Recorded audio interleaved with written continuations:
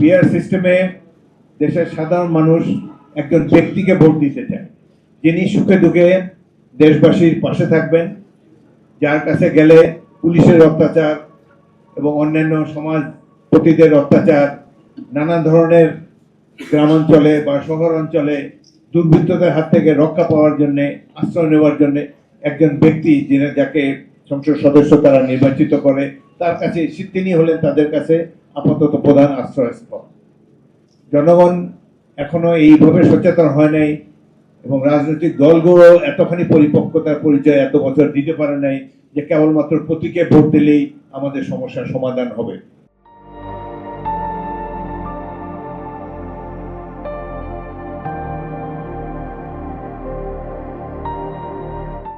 আমাদের জনগণ এইভাবে বছরের পর বছর, প্রায় 100 বছর ধরে ভোট দিয়ে অভ্যস্ত একজন ব্যক্তিকে। সুতরাং এটি পরিবর্তনের জন্য আমরা কোনো যুক্তিযুক্ত বিএনপি আমরা কোনো যুক্তিযুক্ত কারণ দেখি না। কিছু কিছু রাজনৈতিক দল তারা ইতিমধ্যে ধরে নিয়েছে যে নির্বাচনে তাদের জামানত বাজেয়াপ্ত হবে, তাদের পক্ষে নির্বাচিত হওয়া সম্ভব নয়। সুতরাং এই নির্বাচনকে বিলম্বিত করার জন্যই তারা পিআর সিস্টেমের কথা বলে। একটি ভুয়া নির্বাচন এবং প্রহসনমূলক নির্বাচনের অভিজ্ঞতা আমাদের হয়েছে। বহু বছর ধরে আমাদের তরুণ সমাজ ভোটার হয়ে ভোট দিতে পারছে না। বিএনপি আন্দোলন করেছে নিজে ক্ষমতায় যাওয়ার জন্য নয়, জনগণের ভোটাধিকার প্রতিষ্ঠা করার জন্য, দেশে গণতন্ত্র প্রতিষ্ঠা করার জন্য। আমাদের দলের নেতা কর্মীরা যেভাবে ত্যাগ স্বীকার করেছে, যেভাবে জীবন উৎসর্গ করেছে, যেভাবে নির্যাতিত হয়েছে, সাম্প্রতিককালে রাজনৈতিক ইতিহাসে এই ধরনের অত্যাচার নির্যাতন অন্য কোনো দলের প্রতি হয়নি। এশিয়া মহাদেশেও কোনো আওয়ামী লীগ যেভাবে অত্যাচার নির্যাতন করেছে মানুষের উপরে, একমাত্র হিটলারও বোধহয় এই ধরনের অত্যাচার নির্যাতন করেনি তার দেশবাসীর উপরে। যাই হোক, আমি ধন্যবাদ জানাই বাংলাদেশের তরুণ সমাজকে, ছাত্র সমাজকে, এবং এবারে আন্দোলনে একটি ইউনিক আঙ্গিক হলো এই যে আন্দোলনে ছাত্র যুবকদের সাথে সাথে তাদের অভিভাবকরা অংশগ্রহণ করেছেন। অভাবনীয় একটি আন্দোলন। এই দেশে যে আবু সাঈদের মতো একজন বীর ছাত্র জন্মগ্রহণ করেছে, এটি নিয়ে আমরা আগামী 100 বছর ধরে গর্ববোধ করব। পৃথিবীর অনেক উন্নত রাষ্ট্র আছে, তাদের ধন সম্পদে আমাদের চেয়ে অনেক এগিয়ে আছে, কিন্তু একটি বিষয়ে আমরা গর্ববোধ করতে পারি, আমাদের জাগ্রত লড়াকু একটি ছাত্র সমাজ আছে, তরুণ সমাজ আছে, যারা দেশের জন্য হাসতে হাসতে জীবন উৎসর্গ করতে পারে, গণতন্ত্র প্রতিষ্ঠার জন্য যারা হেলায় জীবন উৎসর্গ করতে পারে। পৃথিবীর অনেক উন্নত দেশে এই ধরনের ছাত্র সমাজ নেই। সুতরাং বাংলাদেশের ভবিষ্যৎ নিশ্চয়ই উজ্জ্বল। আমাদের হীনমন্যতায় ভোগার কোনো কারণ নেই। বাঙালি সাহসী জাতি 71-এ সাহস দেখিয়েছে, আবার 2024 সালেও সাহস দেখিয়েছে, এই স্বৈরাচারী সরকারকে উৎখাত করেছে, পলায়নে বাধ্য করেছে। সুতরাং আমাদের দেশটিকে অর্থনৈতিক উন্নতি ক্ষেত্রে আমরা অনেক পিছিয়ে আছি। এই ক্ষেত্রেও অর্থনৈতিক উন্নয়নও আমরা অ্যাচিভ করতে সক্ষম হব, কারণ আমাদের একটি সবল জনগোষ্ঠী রয়েছে। আগামী নির্বাচন সম্পর্কেও বক্তব্য রাখার জন্য আমাকে অনুরোধ করা হয়েছে। নির্বাচন সবসময় বাংলাদেশের জনগণ কখনো ভুল করে না।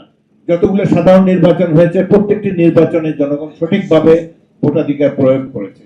এবারের নির্বাচন হবে গণতন্ত্রকে সুপ্রতিষ্ঠিত করার জন্য, এবারে নির্বাচন হবে অর্থনৈতিক মুক্তি অর্জন করার জন্য, এবারে নির্বাচন হবে এই হাসিনা মার্কা, আওয়ামী লীগ মার্কা দুঃশাসনকে চিরতরে নির্বাসনে দেওয়ার জন্য।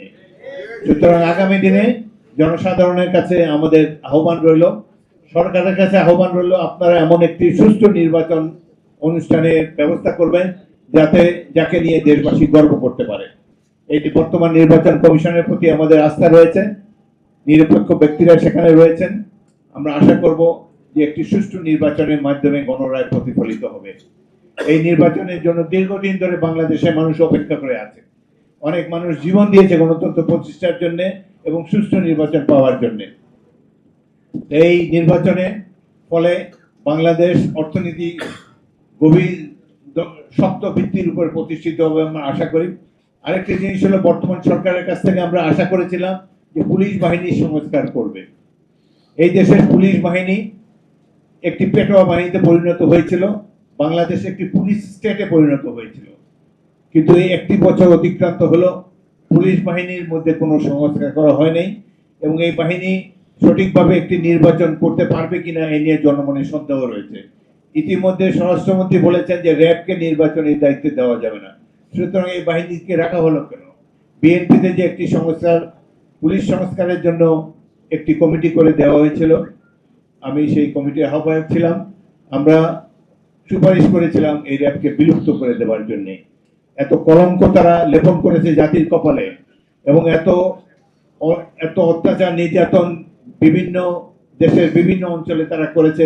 এই বাহিনী সম্পর্কে উপযুক্ত কঠিন ব্যবস্থা নেওয়া উচিত ছিল, কিন্তু সেই ধরনের কোনো ব্যবস্থা আমরা দেখতে পাচ্ছি না। এই তত্ত্বাবধায়ক সরকার, অন্তর্বর্তীকালীন সরকার, প্রফেসর ইউনূস এবং অন্য যারা আছেন তারা নিঃসন্দেহে ভালো লোক, তারা কৃতি পুরুষ, কিন্তু রাজনীতির একেবারেই অনভিজ্ঞ। অবশেষে যে তাদের বোধোদয় হয়েছে যে নির্বাচিত সরকার ছাড়া বাংলাদেশের জনগণের এই সমস্যা কেউ সমাধান করতে পারবে না, দেরিতে হলেও তারা উপলব্ধি করেছেন। এবং প্রফেসর ইউনূস আমাদের নেতা তারেক রহমানের সাথে বৈঠকে বসে লন্ডনে নির্বাচনে যে প্রতিশ্রুতি দিয়েছিলেন ফেব্রুয়ারি মাসের প্রথমার্ধে নির্বাচন হবে, এই প্রতিশ্রুতি পালন করার জন্য আমি প্রফেসর ইউনূসকে আন্তরিক ধন্যবাদ ও কৃতজ্ঞতা জানাচ্ছি। ভারতে আশ্রয় নিয়ে এই মাফিয়া নেত্রী শেখ হাসিনা এই দেশকে লন্ডভন্ড করার জন্য, নির্বাচন বানচাল করার জন্য অনেক সহিংস ঘটনার অবতারণা করবেন। আমরা দল মত নির্বিশেষে দেশবাসী সবাই মিলে ঐক্যবদ্ধভাবে এই মাফিয়াদের নাশকতামূলক কর্মকাণ্ডকে প্রতিহত করব। আজকের দিনে এই আমাদের অঙ্গীকার।